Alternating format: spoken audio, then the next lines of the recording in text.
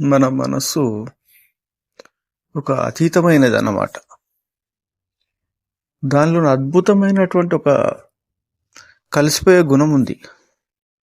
వాయుతత్వం కాబట్టి అది ఎవరికీ కనిపించకుండా కలిసిపోతుంది. ఎక్కడైనా ఏ స్థితికైనా అంతటా ఉంటుంది. అది అన్నీ తానుగా భాషిస్తుంది. ఎట్లా అంటే ఇప్పుడు ఈ అరిషడ్ వర్గాల దాని యొక్క ప్రధానమైనటువంటి సబ్జెక్ట్ మనసు. వాటిలోన ఈజీగా వెళ్ళిపోతూ ఉంటుంది. అది కామ, క్రోధ, లోభ, మోహ, మద, మాత్సర్యాలు ఉన్నాయి కదా. సపోజ్ కామం తీసుకుంటే ఒక వయసులో ఉన్న పిల్లవాడు ఒక అమ్మాయిని చూసి ప్రేమ అంటే ఏంటంటే తనను తాను శరీరం మర్చిపోయి ఆ మనసు ఆ యొక్క శరీరంను ఆ యొక్క మనసును వేరే దాంట్లోకి వెళ్ళిపోతుంది అన్నమాట. ఆ యొక్క మనసును పట్టుకుంటుంది, వేరే మనసు పట్టుకొని తిన్నా, పడుకున్నా, కూర్చున్నా అదే ధ్యాస ఉంటుంది. ఆ విధంగా అయిపోతూ ఉంటాడు. చిన్నప్పుడు తల్లిని ఎలాగైతే మాయ వల్ల జీవుడు బయటకు రాగానే ఆ బాలుడు తల్లిని ఇట్లా గట్టిగా పట్టుకుంటాడు, వదిలిపెట్టాడు, దూరం వెళ్తే ఏడుస్తూ ఉంటాడు అన్నమాట. అలాగనే ఆ మాయా స్వభావం ఇక్కడ కూడా ఎక్కడైనా కానీ ఈ యొక్క విధంగా అరిషడ్ వర్గాల్లో మెయిన్గా కనిపిస్తూ ఉంటుంది. క్రోధం ఒక వ్యక్తి మీద, రెండవదైన క్రోధం ఏంటంటే ఒక వ్యక్తి మీద ద్వేషం ఉన్నా, వాడు చెడు చేశాడు, వాడు మంచివాడు కాదు, నాకు చెడు చేయడానికి ఉన్నాడు అనుకొని భావిస్తున్నప్పుడు ఈ మనసు, జీవుని యొక్క మనసు అతని చెడు స్వభావం ఏది ఉందో దాంట్లోనే వెళ్ళిపోతూ ఉంటుంది. ఆ విధంగా అయిపోయి మర్చిపోతాడు. ఇక్కడ ఎలాగైతే పూర్తిగా తనను తాను మర్చిపోయి తన తత్వాన్ని, తన యొక్క స్థితిని, తన ఆత్మతత్వాన్ని పూర్తిగా వదిలేస్తాడు అన్నట్టు. ఆ ఒక స్థితి వస్తుంది, భావించుడు ఆ తత్వంలోకి వెళ్ళి అలవాటు అయిపోయి దాన్నే పట్టుకుంటూ ఉంటాడు. పట్టుకొని క్రోధం ఎక్కువ అవుతూ ఉంటుంది అన్నమాట. లోభం ఇంకోటి, డబ్బు కావాలి, వాడికి డబ్బు ఉన్నది, వీడికి డబ్బు ఉన్నది, వీడు మంచిగా అయిపోయాడు, మనకు డబ్బు కావాలి, లేకపోతే వాడు మంచిగా అయ్యాడు అలా లేకపోతే నాకు ఇది కావాలి, కారు కావాలి, బిల్డింగ్ కావాలి, నాకు అది కావాలి. ఈ కోరికలు, ఆశలు ఇవన్నిట్లో డబ్బుకు సంబంధించిన విషయాలు అయ్యేసరికి తన యొక్క స్థితి, తనకి కెపాసిటీని మర్చిపోయి అతీతంగా వెళ్ళిపోతుంటాడు. దానికి లిమిట్ లేకుండా ఆ వాయువు ఏంటంటే విస్తరిస్తూ ఉంటుంది, ఆ కోరిక అనేది విస్తరిస్తూ ఉంటుంది. ఇతని దగ్గర 10 లక్షలు ఉంటే అతను ఫస్ట్ 5 లక్షలు 10 లక్షలు కారు కొనుక్కోవాలనుకుంటే తర్వాత బెంచ్ కార్లు చూస్తూ ఉంటాడు. అదే దాని ధ్యాస ఉంటుంది. ఏ కారు రోడ్డు మీద పోయే కార్లో చూస్తూ ఆ బెంచ్ కారు కూడా కనిపిస్తూ ఉంటుంది రోడ్డు మీద. అరే 70 లక్షలు ఎంత బాగుంది అంటే దాని మీద ఇష్టం అనేది పెంచుకుంటూ ఉంటాడు. అది ఇష్టం అనేది అతీతంగా అయిపోతుంటుంది. అలా అన్నట్టు అది లోభం. ఉన్నదానికంటే ఎన్నో రెట్లు, 100 రెట్లు, 1000 రెట్లు. ఇట్లా తనకి ఒక గుడిసెలో ఉండే కెపాసిటీ ఉంటే ఒక ఇల్లు ఉండాలి మంచి తర్వాత అరే 100 అది ఉంది, 100 5 అంతస్తులు ఉంది, ఇట్లా దాన్ని విపరీతంగా పెంచుకుంటూ ఉంటాడు. తన యొక్క స్థితిని, తన భావాన్ని, తన యొక్క పరిస్థితిని అన్నింటినీ మర్చిపోతాడు, అతీతంగా అయిపోతూ ఉంటాడు, అదే అయిపోతూ ఉంటాడు అన్నమాట. అతనికి అదే ధ్యాస నిరంతరం కొనసాగితే ఆ భావన అయిపోతూ ఉంటుంది. కామము, క్రోధము, లోభం, మోహం. ఇప్పుడు పిల్లల మీద మోహం ఉంటుంది. మోహం ఉంటే ఏంటంటే రకరకాల దేని మీదైనా మోహం ఉండొచ్చు. మోహం అనేది ఏంటంటే ఇష్టం, బాగా అతిగా, ఈ కోరికలు కాకుండా ఇష్టం. ఇక కొడుకంటే ఇష్టం, అది ఇష్టం, తట్టుకోలేడు వాళ్ళకి ఏమన్నా అయితే. అంటే వాళ్ళకు ఇక తన ప్రాణంను పెట్టేస్తాడు అక్కడ, సబ్స్టిట్యూట్. వాళ్ళకి ఏమైనా తన ప్రాణం, తన ఫోన్లో తెలుసుకుంటే ఎలా ఉన్నారు, బాగున్నారా, తిన్నారా, చేశారా, వాళ్ళకి మంచి జరుగుతూ ఉండాలి. అయితేనే ఇతనికి ఇక్కడ నిద్ర పడతా ఉంటుంది అన్నమాట. మదం అంటే నేను గొప్పవాడిని, ఎవడన్నా వచ్చేసి అని తిట్టినా చేసినా, అని హేళన చేసినా, ఏదైనా ఫంక్షన్లతో ఎవడన్నా మాట్లాడకపోయినా, అగౌరవపరిచినా, చిన్నగా చూపుగా చూసినా తనకి తట్టుకోలేదు. అతనికి ఏంటంటే అతనే అన్ని రకాలుగా ఫిట్, అతనే అన్ని రకాలుగా గొప్పవాడు, అందరూ అతన్ని గౌరవించాలి, రెస్పెక్ట్ ఇవ్వాలి, ఈ విధమైన భావన అన్నమాట. దానికి దిగడిగా దాని లెవెల్కు తక్కువ అయితే తట్టుకోలేడు. మాత్సర్యం, ఆశ, ఇవన్నీ ఉంటాయి. ఈ దేంట్లోనైనా వెళ్ళగలుగుతాడు. పిల్లల మీద కూడా మాత్సర్యమే. ఇది ఇవన్నీ గుణాలు అట్రాక్ట్ చేస్తూ ఉంటాయి. ఇవి అట్రాక్ట్ ఎట్లా చేస్తాయి అంటే పూర్తిగా మర్చిపోతాడు, తనను తాను చేసి వాటిలోకి వెళ్ళిపోతాడు జీవుడు తన మనసుతో పాటు. ఆ విధంగా అయిపోతూ ఉంటాడు. అయిపోయే తత్వం వీటిలో ఎక్కువగా ఉంటుంది కాబట్టి ఇవి అరిషడ్ వర్గాలు, వీటిని జయించాలంటారు. ఎందుకంటే తన ఆత్మస్థితి అనేది చాలా దూరం వెళ్ళిపోతుంది వీటిలో తలుకున్న జీవునికి, ఆ స్థితిలోకి ఉండడు. అటువంటి బాధాకరమైనటువంటి సబ్జెక్ట్స్ అవి. అప్పుడు అతని యొక్క జీవుని యొక్క పుణ్యం అంతా వెళ్ళిపోతుంది, ఆత్మకు చాలా దూరం వెళ్ళిపోయి వాటిలోనే ఉండి తన యొక్క పుణ్యం అంతా, ఎందుకంటే ఇవన్నీ పుణ్యాన్ని క్షీణింపజేస్తూ ఉంటాయి అన్నమాట. ఇటువంటి గుణాలు ఉన్న దాటిలోకి వెళ్ళిపోతూ ఉంటాడు జీవుడు. ప్రతి క్షణం ప్రొద్దున లేచి నుంచి సాయంత్రం వరకు తినడము, చేయడము, తినే వస్తువుల మీద కూడా రకరకాలు ఏం తినాలి, ఎలా తినాలి ఆశ, దాని మీద కూడా మనసు వెళ్ళిపోతూ ఉంటుంది. రకరకాలు 100 రకాల విషయాలు అన్నిటిలోకి వెళ్ళిపోతూ ఉంటుంది మనసు. వాయువు కాబట్టి విస్తరిస్తూ ఉంటుంది. కాబట్టి జీవుడికి అది అలవాటు అయిపోయింది. ఎందుకంటే అతను కూడా మనసు స్వరూపము జీవన స్వరూపంలో ఉంటున్నాడు కాబట్టి దాన్ని సాధన లోపల మెల్లిమెల్లిగా యోగులు ఏం చేస్తారంటే, ఇది వెళ్ళిపోయే తత్వం ఉన్న మనసు వాయువు కాబట్టి ఈ యొక్క వాయువు కూడా వాయువులుగా విభజించబడి ఉంది. దాన్ని కంట్రోల్ చేయడం చాలా కష్టం. దాన్ని ఏకంగా చేయాలి. ఏకంగా చేసి ప్రాణ, ఉదాన, వ్యాన, సమాన, అపాన ఇవన్నిటిని ఏకం చేయాలి. ఇవన్నీ డివైడ్ అయిపోయి ఆయా స్థానంలో ఒకే ఎనర్జీ సెంటర్స్లో డివైడ్ అయిపోయి జీవుని ఒక చోట ఉండనియట్లేదు. అవి ఆ రకంగా చేస్తూ ఉన్నాయి. అవి ఏంటంటే శరీరంకు రకరకాలటువంటి శరీరం ధర్మాలను నిర్వర్తించడానికి దేవుడు ఆ విధంగా పెట్టాడు 5 రకాలుగా వాటి యొక్క క్రియలు చేయడానికి. కానీ జీవుడు మాయలోన పడిపోతున్నాడు కాబట్టి అవి ఇంకా వ్యాపిస్తూ ఉన్నాయన్నమాట బహిర్గతంగా. మనం ఏంటంటే అంతర్గతంగా వెళ్ళాలి. అంతర్గతంగా వెళ్ళడం అంటే వాటిని మనం సబ్జెక్టు జ్ఞానం తెలుసుకుంటే కాదు, ఎందుకంటే అది తెలుస్తుంది కానీ చేయకుంటే అనుభూతి రాదు కదా. చేయాలి. ఈ యొక్క మన స్థితిని మనం మర్చిపోయి ఎక్కడెక్కడో వెళ్ళిపోతున్నాం. ఏం సాధన చేస్తాం? ఇక సాధన చేయాలంటే నిరంతరం బయటకు వెళ్తూనే ఉంటుంది. దాన్ని కొద్దిగా అందుకే జపం అని పెట్టారు. జపం అంటే అతను బయటకు వెళ్ళకుండా ఒక దగ్గర ఉంటాడేమో, నిల్చుంటాడేమో, అట్లా ఏదో ఒకటి కాన్సన్ట్రేషన్. ఎందుకంటే దైవ సంబంధమైన పెడతా ఉంటారు గురువులు. ఒకసారి ఒక చోట పరిక్రమకు వెళ్ళేవాడిని రెగ్యులర్గా. వెళ్తూ ఉంటే ఈ గురువుల వల్ల మనకు చాలా ఉపయోగాలు ఉంటాయి. ఎలా అంటే, గురువు ఏం చేశాడంటే, నువ్వు పరిక్రమ వెళ్తున్నావు కదా, మంచిది, బాగానే చేస్తున్నాయి అని, మీరు వెళ్ళరేంది స్వామి గురువు గారు అంటే, నేను కొన్నిసార్లు చేశాను, కొన్ని సంవత్సరాల తర్వాత ఈ 10-20 ఏళ్ళ నుంచి చేయట్లేదు అంటే. ఎందుకు స్వామి, అది చాలా గొప్పది కదా అంటే, నువ్వు పరిక్రమ ఎలా అయితే చేస్తున్నావో శారీరకంగా నీ దృష్టితోటి, దానితో నీకు ఎంత ప్రతిఫలం, ఒక 100 రూపాయల ప్రతిఫలం వస్తుంది అనుకో, నాకు 1000 రూపాయలు వచ్చే ప్రతిఫలం వచ్చే పరిక్రమ చేస్తా అంటాడు. ఎట్లా చేస్తావు అంటాడు. ఏదో జపం మనము మానసికంగా చేసేది ఎన్నో రెట్లు గొప్పది బహిర్గతంగా చేసే నామజపం కంటే.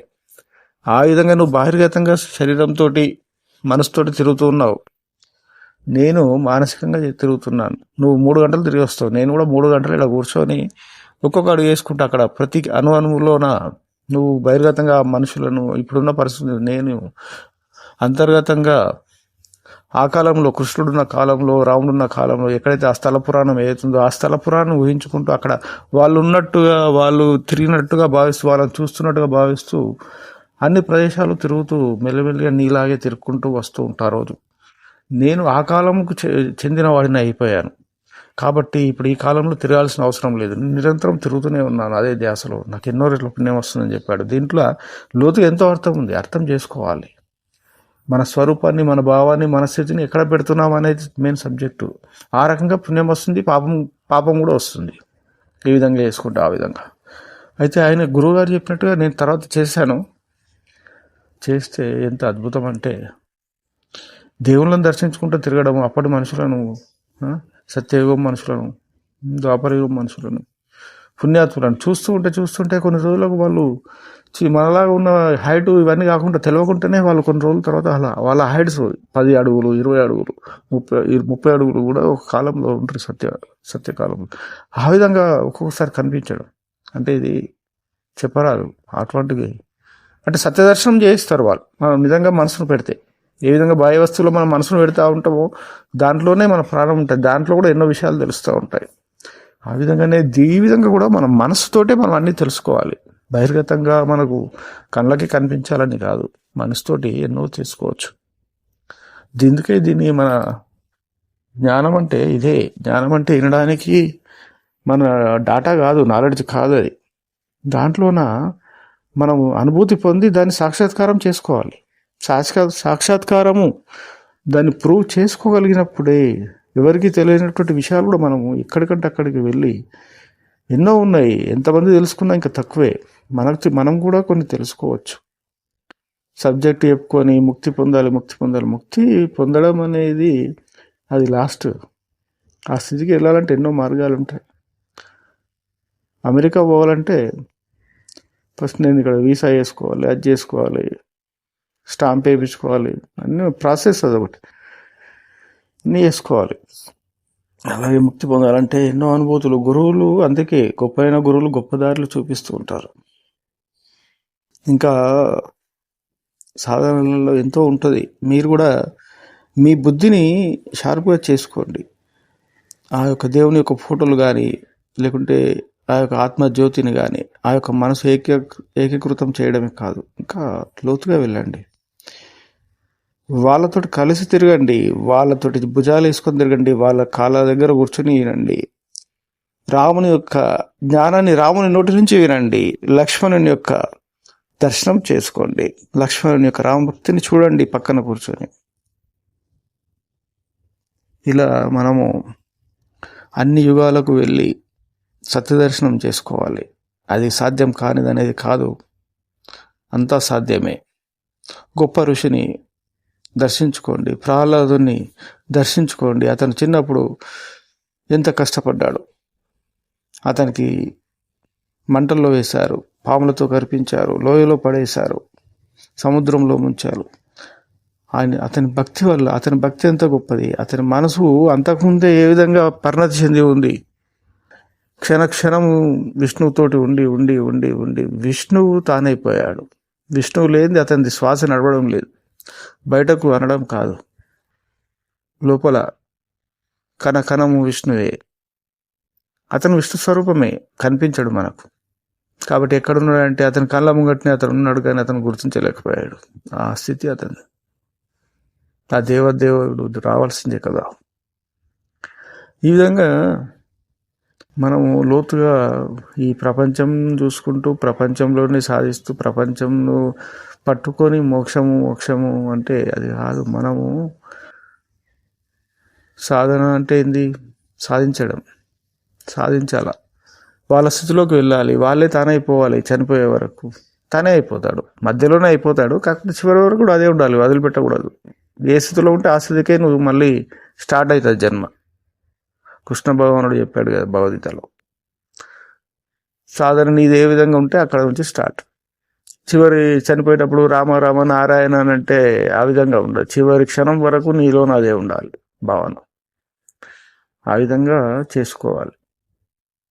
కొందరు ఋషులు అందుకే ఇక్కడ ప్రపంచంలో ఉండరు, అడవిలలో ఉంటారు. ఎందుకోసం అంటే వాళ్ళ యొక్క దృష్టి మొత్తము, వాళ్ళ యొక్క చూపు చూస్తాము ఏది ఫిజికల్గా కూడా కనిపించద్దు అనుకుంటారు. కనిపించినా కానీ చేసుకోవచ్చు, కానీ వాళ్ళు ఏంటంటే అవసరం లేదనుకొని వెళ్ళిపోయిన వాళ్ళు ఉంటారు. వెళ్ళిపోయి వాళ్ళు సాధన చేసుకుంటారు. వాళ్ళ సాధన ఏది ఉంటారు, ఆల్రెడీ వాళ్ళు 20 ఏళ్ళు 50 ఏళ్ళు, వాళ్ళకి ఏంటంటే 100 ఏళ్ళు చేసిన వాళ్ళు కూడా ఇంకా బతికుంటారు. వాళ్ళు సాధన ఎట్లుంటుంది అంటే, వాళ్ళ సాధన కూడా వాళ్ళు నిరంతరము కొన్ని వేల ఏళ్ళ నుంచి బతికిన సాధువులతో వాళ్ళు నిరంతరము ఉంటారు. వాళ్ళ ఆలోచన లోపల వాళ్ళతో ఉంటారు. కాబట్టి వాళ్ళ సెల్స్ అనేటువంటివి క్షీణించాయి, వాళ్ళ సెల్స్ వీళ్ళకి వచ్చేస్తాయి. ట్రాన్స్ఫర్మేషన్ ఇది పెద్ద సబ్జెక్టు. ఎప్పుడు నిరంతరం భావిస్తుంటామో విష్ణుమయం అయిపోయాడు ప్రహ్లాద్ అంటే ట్రాన్స్ఫర్మేషన్ అయిపోయాడు. అంత గొప్ప భక్తుడు. అతను ఏమి శిక్షిస్తుంది, ఏ విధంగా అతను చనిపోతాడు. అట్లా ధ్రువుడు కూడా చిన్నప్పుడే అడవిలో వెళ్ళి ఏ విధంగా అతను కూడా దర్శించుకోండి. భావనలో దర్శించుకుని అతను ఏ విధంగా ఆ యొక్క స్మరణలో దైవస్మరణలో ఓం నమో భగవతే వాసుదేవాయ దాన్ని ఏ విధంగా జీర్ణించుకున్నాడు. మనసులోన భావనములోన ప్రేమ పెట్టేసిండు. అందులో ప్రేమ అంటే మన మనస్సే కదా, మనసు హృదయం స్థానంలో ప్రేమ అని ఉంటుంది కదా, దానిలో మిళితం చేసేసిండు అనమాట. అటువంటి సాధన చేయాలి. మిళితం చేసినప్పుడు ఈజీ అవుతుంది. మనము అన్ని చూసుకుంటా మన మనసంతా బయట ఉంచుకొని నోటితోటి పలకడం వల్ల అది ఎట్లా అవుతుంది? అది ప్రేమ ఎట్లా పుడుతుంది? అగ్ని ఎట్లా పుట్టదు కదా. ఆ విధంగా అతను చేసి బాడీ తేలిక అయిపోయింది. అతని దృష్టి లేదు, గాల్లో ఎగిరినట్టు అయిపోయేవాడు. ఒకటే కాలుగా నిలబడాడు కొన్ని రోజులు. ఈ అతని సాధన మనం అతను తెలియకుండానే చేసిండు ప్రేమతోటి. ఆ మంత్రంలో అతనే మొత్తం సమర్పించబడ్డాడు. అతనికి ఏం తెలియదు, అతను జపం చేస్తుంది కూడా తెలియదు. అది మంత్రంలో విష్ణువును దర్శించుకుంటే స్వరూపంలో ఏ రకంగా అతను భావించిండో ఆ రకంగా అనుకున్నాడు. ప్రతి ఒక్కరూ ఒక్కొక్క రకంగా అనుకోవచ్చు. అట్లా అనుకొని అతను విష్ణు సాయుధ్యం పొందాడు. అట్లా ఇంకా కొంతమంది ఏం చేస్తారు, హిమాలయాల వాళ్ళు అలాగే కూర్చుంటూ ఉంటారు. కూర్చొని నేను అత్రి మహర్షి దగ్గరికి వెళ్ళాను అనుకుంటాడు. అత్రి మహర్షి సప్తర్షి మండలము, ధ్రువ మండలము అన్నీ తిరుగుతూ అక్కడే ఉంటూ వాళ్ళతోటి జ్ఞానోపదేశం పొందుతూ ఉంటారు. అది చాలా, ఇంకా చెప్పాలంటే చాలా పెద్ద సబ్జెక్ట్ అది. పరీక్షిత్ మహారాజు సర్పం యొక్క శాపం వల్ల కొన్ని రోజులు చనిపోతాడంటే అతను చాలా బాధపడ్డాడు. మృత్యువు నిశ్చయం అయిపోయింది అతనికి. అప్పటికే అతను ప్రపంచాన్ని, దేశాన్ని చక్రవర్తిగా పాలిస్తూ ఉన్నాడు. అతని సాధన ఎక్కువ లేదు నిజానికి. అప్పుడు అతను తన గురువులను అడిగాడు, ఎలా స్వామి, నా మృత్యు నిశ్చయం అయిపోయింది, నేను వెళ్ళిపోతాను, ఈ చివరి రోజులు ఏం చేయాలంటే గురువులు ఏం చేశారంటే ఒక సిద్ధ పురుషుని దగ్గరికి ఉండి అతను చెప్పినట్టు ఈయన అన్నాడు. సో ఈ గురువు గారు చెప్పిన విధంగా పరీక్షిత్ మహారాజు శుక మహర్షిని కలుసుకున్నాడు. శుక మహర్షి ఆలోచించాడు, ఇతనికి ఈ కొద్ది రోజుల లోపల ముక్తినివ్వాలి ఎలా అని. అప్పుడు అతను భాగవతం చెప్పాడు కృష్ణుని యొక్క. అందులో నువ్వు లీనమైపోవాలి, నేను చెప్పే దాంట్లో నువ్వు ఇక్కడ ఉండకూడదు అంటే. అతను పరీక్షిత్ మహారాజు ప్రాణభయంతో కావచ్చు, దైవభక్తితో కావచ్చు, ఏ రకంగానో అతని మనసు నిర్మలం అన్నట్టు. అతని లోపల ఎటువంటి కోరికలు లేని మనిషి, అందరినీ మంచిగా చూసుకునే మనిషి అతను. కాబట్టి పూర్తిగా లీనమైపోయాడు. అతను చెప్పినన్ని రోజులు అతను లేవలేదు కూర్చున్న స్థానం నుంచి. అన్ని రోజులు ఈ స్వామీజీ లేవలే, మన రాజు కూడా లేవలే. అలాగే వింటున్నాడు. రాజు మొత్తము మర్చిపోయాడు, అతనికి శరీరం అనేది అక్కడ లేనలేదు. అతను కృష్ణుని దర్శనం చేసుకుంటూ ఆ లీలలు వింటూ అలాగే గడిపాడు. అతని లోపల అతను ఎన్నో సెల్స్ తయారు చేసుకున్నాడు. ఆ యొక్క పవిత్రమైన గురువు యొక్క నోటి నుంచి వచ్చిన అద్భుతమైన వాక్యాలు, వాటిని కూడా మనం అక్కడికి వెళ్ళి దర్శించాలి, అటువంటి భావన చేసుకోవాలి. ఇలా ఎన్ని ఉన్నాయి మన చరిత్రలోన భావన చేసుకోవడానికి. ఆ భావన ఎంత తీవ్రత ఉంటే అంత పెద్ద సాధన. కళ్ళు మూసుకొని మనమే సాధన అనేది అది కూడా ఒకటే, కానీ చాలా చిన్నది నా అనుభవంలో. దానికంటే గొప్పైన సాధనలు ఇవి. మనల్ని మనం ఉద్ధరించాలంటే చాలా సంవత్సరాలు మనం ఆ స్థితిలో పోయి ఆ గురువుల బోధలు వింటూ సాక్షాత్తు మనం కూడా ఉండాలి, లీనమైపోవాలి. వాళ్ళు మళ్ళీ మనకు కూడా చెప్తారు. ఆ స్థితులు అంటే మనకు చెప్తారంటే ఇప్పుడు వచ్చి చెప్తారు అని అనుకోవచ్చు. ఇంతకంటే మంచిది ఏంటంటే అప్పుడే మనం వెళ్ళిపోయి అక్కడే ఉంటాం కాబట్టి అతని నోటి నుంచి అప్పుడు పవిత్రంగా వెళ్ళినటువంటి ఆ రోజుల్లోకి వెళ్ళిపోతాం. మనం కూడా మన భావనను మర్చిపోయి, మన శరీరాన్ని మర్చిపోయి, మన వాయువునంతా విస్తరిస్తాము. ఆ రకంగా మన ఉనికి పోతుంది. అప్పుడు ఆయన పరీక్షిత్ మహారాజు ఎట్లయితే మోక్షం పొందాడో మనం కూడా మోక్షం పొందుతాం. ఇలా 100 సార్లు, ఈ 100 సంవత్సరాల్లో 100 సార్లు మనం మోక్షస్థితికి పోవచ్చు. అప్పుడు తిరిగి జన్మ ఎత్తుతామో లేదు, ఎత్తినా కానీ మన స్థితి అదే స్థితి, మళ్ళీ అలాగే ఉంటాం, అంతకంటే గొప్పగా ఉంటాం. కృష్ణ పరమాత్మ చెప్పినట్టుగా ప్రయత్నం చేయండి. ఇంకా డీప్గా వెళ్దాం మళ్ళీ.